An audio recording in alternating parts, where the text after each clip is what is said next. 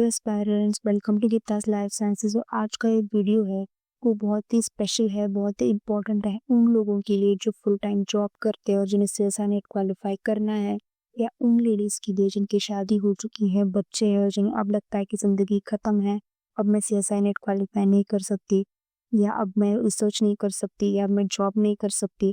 तो ये वीडियो बनाने के पीछे मेरा मोटिव यही है कि मैं आपको बता सकूं कि हो सकता है with right strategy, with right guidance, with right time management आप कर सकते हैं। मैंने किया है तो आप भी कर सकते हैं।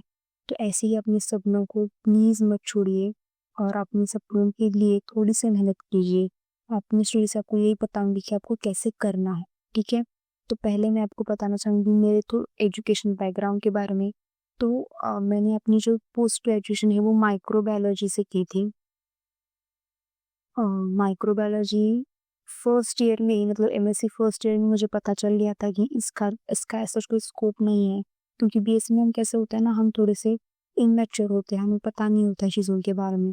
जो भी हमें कॉलेज का हमारा जो भी मैनेजमेंट है बोलता है हमें सच लगता। लेकिन जब मैं एमएससी में गई, एक यूनिवर्सिटी में गई, तब मुझे पता चला कि आज सच माइक्रोबायोलॉजी के लिए कोई स्कोप नहीं है। और अगर आपको मतलब इसमें कुछ स्कोप चाहिए या कुछ अच्छा करना है तो आपको गेट एग्जाम देना पड़ेगा। मेरे जो भी सीनियर्स थे उन्होंने मुझे यही बताया कि अगर तुम्हें माइक्रोबायोलॉजी में कुछ अच्छा करना है या अपनी लाइफ में लाइफ साइंसेस में कुछ अच्छा करना है, तुम गेट एग्जाम की तैयारी करो। क्योंकि मैं एक 2 टायर सिटी से बिलोंग करती हूँ। तो हमारे यहाँ पे ऐसे जो माइक्रोबायोलॉजी के लिए कोई स्कोप था ही नहीं, ना ही कोई लैब था, ना ही कोई इंडस्ट्रीज थी। तो एज अ माइक्रोबायोलॉजिस्ट मैं अनएम्प्लॉयड ही रहती। तो मेरे जो भी सीनियर्स थे उन्होंने कहा कि तुम गेट एग्जाम दे लो। तो जब मैंने गेट एग्जाम सिलेबस के बारे में देखा तब मुझे पता चला कि इसमें एक माइक्रोबायोलॉजी सब्जेक्ट था और एक बायोकेमिस्ट्री था। तो ये दोनों भी सब्जेक्ट्स जो थे जो मुझे एमएससी में हो चुके थे, तो ये ऑब्वियसली मेरे मतलब मुझे पता था, ये एलियन नहीं थी मेरे लिए। तो मैंने इन दोनों सब्जेक्ट्स को थोड़ा सा डीप में पढ़ा और मैं फर्स्ट अटेम्प्ट में ही, यानी कि एमएससी सेकेंड ईयर में ही मैंने गेट क्वालिफाई कर लिया। और इसी गेट के स्कोर के बेसिस पे मुझे नीट फैकल्टी, मतलब मेरी ही सिटी के एक कह सकते हैं कि बायो इंस्टीट्यूट में या कोचिंग इंस्टीट्यूट में मुझे नीट फैकल्टी के तौर पे एक जॉब मिला। तो तब जब मैंने उस इंस्टीट्यूट में जब मैंने जॉब करना स्टार्ट किया, तो वहाँ के कलीग्स ने या मेरे सीनियर्स ने मुझे बताया कि अगर तुम्हें एज ए टीचर या as a biology faculty NEET के लिए अगर तुम्हें और आगे जाना है तो तुम्हें एक तो सेट देना पड़ेगा, जो स्टेट का एलिजिबल टेस्ट है, और एक नेट देना पड़ेगा। तो ज़्यादा करो कि तुम नेट दे दो। अगर तुमने नेट क्वालिफाई कर लिया तो ऑब्वियसली तुम्हें एक अच्छी इंस्टीट्यूट में और अच्छी जॉब मिल सकती है। तो जब मैंने नेट का सिलेबस देखा, क्योंकि तब तक मैं गेट में सब्जेक्ट में क्वालिफाई हो गई थी, तो टू बी वेरी ऑनेस्ट थोड़ा सा कॉन्फिडेंट थी मैं कि मैं कर पाऊंगी। लेकिन जब मैंने नेट का सिलेबस देखा तो मुझे लिटरली शॉक लगा था।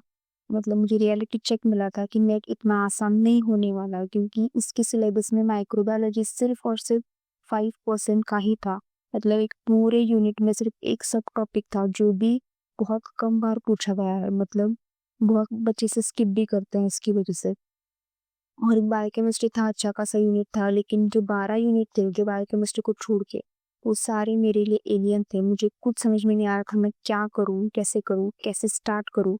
तो मेरे जो सीनियर्स थे उन्होंने मुझे बताया कि मुझे कैसे स्टार्ट करना है। तो जब मैंने सिलेबस देखा, अगेन ठंडे दिमाग से जब मैंने सिलेबस को देखा, तब पता चला कि जो भी नेट का सिलेबस था वो कोइंसाइड करता है 50 to 60% विथ नीट सिलेबस। यानी कि नीट जो एनसीईआरटी है, जो 11th-12th के बच्चों को हम पढ़ाते हैं, उसका जो 50 to 60% जो सिलेबस है वो थोड़ा सा नेट से कोइंसाइड करता है। मतलब इसमें बेसिक्स बहुत अच्छे हैं। अगेन बेसिक्स मैं आपको बताऊंगी तो डीएनए है नीट के बच्चों को, जो नीट पढ़ रहे हैं उनके लिए, उन्हें रिप्लिकेशन पूछा जाता है, उन्हें ट्रांसक्रिप्शन पूछा जाता है, उन्हें लाइकोपेरॉन है, लाइकोपेरॉन ऊपर से ह्यूमन रिप्रोडक्शन है। तो ये सारी चीजें मुझे जब मैंने देखा तो पता चला कि ये तो नेट में वो नीट में भी पूछा जा रहा है, नेट में हमें पूछते ही जाते हैं। तो मैंने इन सारी चीजों को पढ़ना स्टार्ट किया विथ रेफरेंस बुक।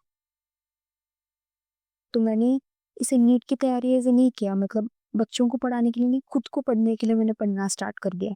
अगर मैं डीएनए पढ़ रही हूँ, रिप्लिकेशन पढ़ रही हूँ, तो मैं एनसीईआरटी को फॉलो नहीं करती थी। ऑब्वियसली पढ़ाते वक्त तो एनसीईआरटी को फॉलो करूंगी, लेकिन खुद पढ़ते वक्त, उसके नोट्स बनाते वक्त मैं लॉरिश को या हम कह सकते हैं कि वॉटसन को रेफर करती थी।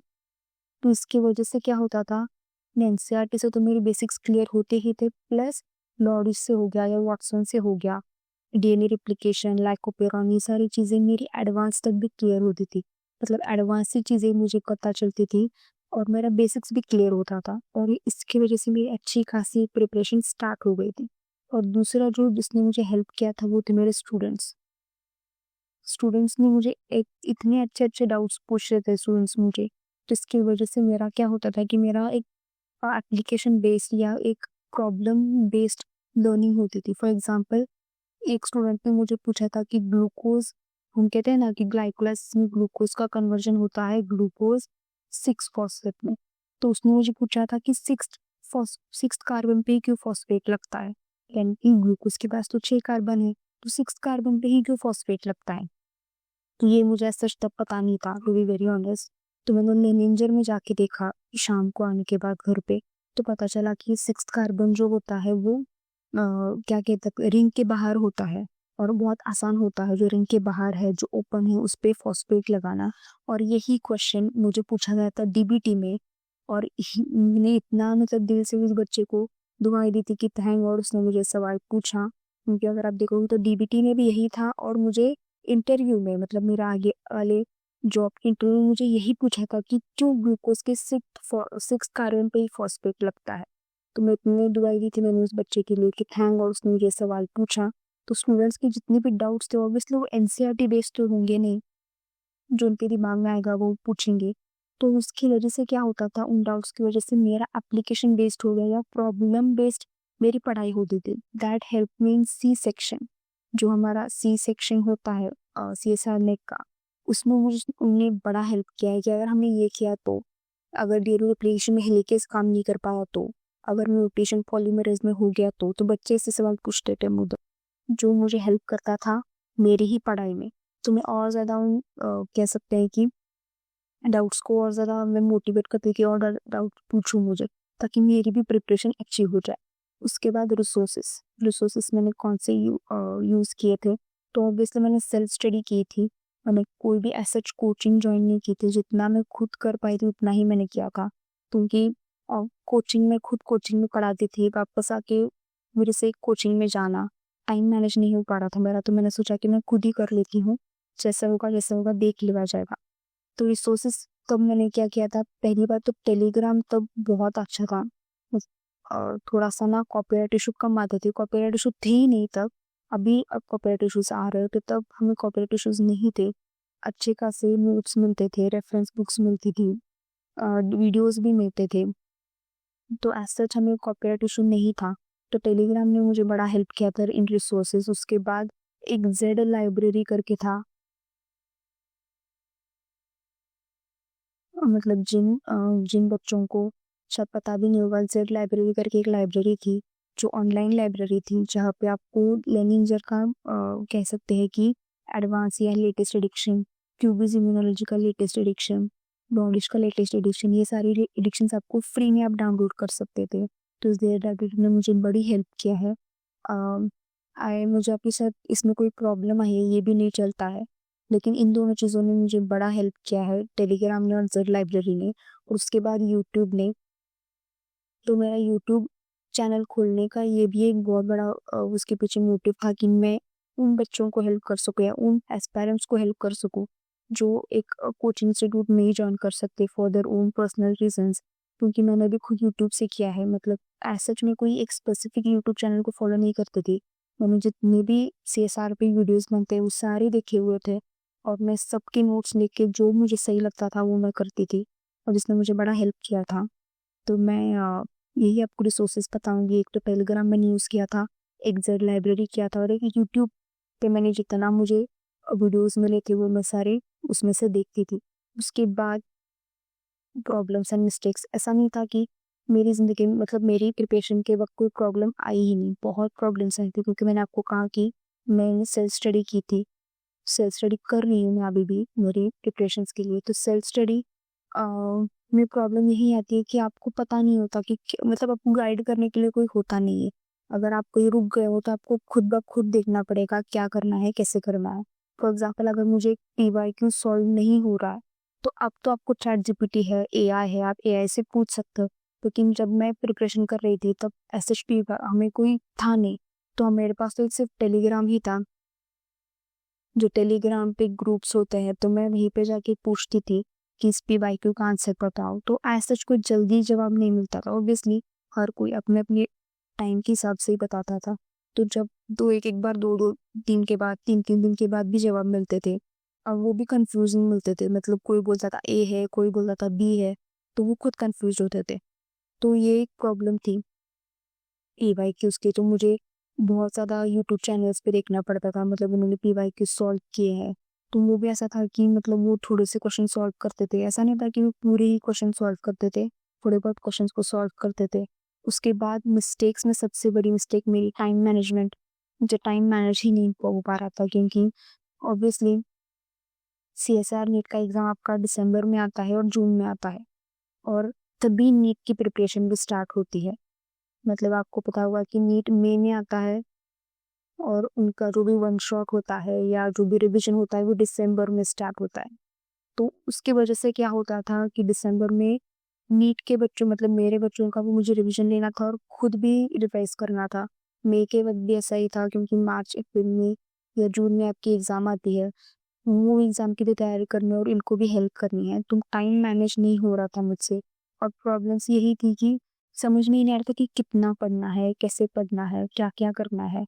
तो ये सारे प्रॉब्लम्स मेरे साथ आए थे। तो मैंने क्या किया था कि जितना मुझसे हो सकता था मैं करती थी। पीवाईक्यूज़ पे मैंने बहुत ज़्यादा ध्यान दिया था कि कौन से चीज़ पे कितना मुझे ज़ोर देना है। मतलब ऐसा नहीं है कि मैं पूरी बुक ही पढ़ लूँ। जितने पीवाईक्यूज़ पूछे गए थे मैंने उतने पे ही ध्यान दिया था और मैंने उतना ही किया था। और मैं इतना ही कहूँगी आपसे कि मैं कर पाई हूँ तो आप भी कर लेंगे। मैंने अपने थर्ड अटेम्प्ट में, आपको पता नहीं भूल गई कि मैंने कितने अटेम्प्ट्स दिए थे। तो मुझे सीएसआईआर क्वालिफ़ाई होने में 3 अटेम्प्ट्स लगे थे। मतलब मैं अपने थर्ड अटेम्प्ट में सीएसआईआर क्वालिफ़ाई कर पाई थी। तो भी मेरा डीबीटी जेआरएफ है, गेट है या मेरे जो स्टेट है महाराष्ट्र स्टेट, वो सारे एग्ज़ाम्स मैंने अपने फर्स्ट अटेम्प्ट में ही क्वालिफ़ाई कर लिया था। लेकिन मुझे सीएसआईआर के लिए 3 अटेम्प्ट्स लगे थे। ऑब्वियसली क्योंकि उसका बहुत ज़्यादा सिलेबस था तो मुझे मैंने आई थिंक 3 अटेम्प्ट्स में मैंने क्वालिफ़ाई कर लिया था। लेकिन कर लिया था, वक़्त लगा था लेकिन मैं कर पाई थी। तो मैं आपसे भी यही कहूँगी कि अगर आप अपना फर्स्ट अटेम्प्ट, सेकंड अटेम्प्ट दे रहे हो, अगर आप यहीं पे छोड़ रहे हैं तो मत छोड़िए और एक अटेम्प्ट आप दे सकते हैं। पर ऐसा नहीं होगा कि आप सब कुछ छोड़-छाड़ के इस एग्ज़ाम के पीछे लग जाएँ। आप कोई जॉब पकड़ लें और जॉब के साथ आप ज़रूर से करें, ज़रूर से इस एग्ज़ाम को फिर से एक बार ट्राई करें। मैंने किया है, आप भी कर सकते हैं और आप करेंगे ही। तो मैं आपको बहुत विश करती हूँ कि आप इसी साल इस एग्ज़ाम को क्वालिफ़ाई कर लें। जो भी जून में आ रहा है 2026 में आप उसी को क्वालिफ़ाई कर लें और अपने जो भी सपने हैं उसे पूरे कर सकें, ठीक है? तो मिस्टेक्स पे मैंने और एक वीडियो बनाई है, अगर मैंने इस पे अगर आपको बता दिया तो बहुत ज़्यादा बड़ी हो जाएगी वीडियो और बोर हो जाएँगे आप लोग। तो मिस्टेक्स मैंने जो किए थे, जो मुझे लगता है कि जिसकी वज़ह से मुझे 3 अटेम्प्ट्स लगे थे, अगर मुझे को पहले पता था, तो शायद मैं अपने फर्स्ट अटेम्प्ट में ही क्वालिफ़ाई कर पाती। तो उस पे मैंने वीडियो बनाई है, आप उसे भी एक बार जाके देख लेना। अगर आपको वो कोई गलती कर रहे हो तो आप इसी वक़्त उसे रोक लें और अपने जो भी जून 2026 का प्रिपरेशन कर रहे हैं, वो पूरे अपने जोश के साथ, पूरी स्ट्रैटेजी के साथ उन सारे मिस्टेक्स को या उन सारी एक बार देख लें और अपने प्रिपरेशन को अच्छे से कर लें। अभी आपके पास हेल्प है, चैट जीपीटी की हेल्प है, एआई की हेल्प है, यूट्यूब पे इतनी सारी वीडियोज़ है। या अपने ही नहीं भाई मतलब जितने भी वीडियोज़ हैं आप उन सबको एक बार देख लें। उन सब हेल्प को आप ले लें और अपने जो भी सपने हैं उसे पूरी कर लो, ओके? Thank you.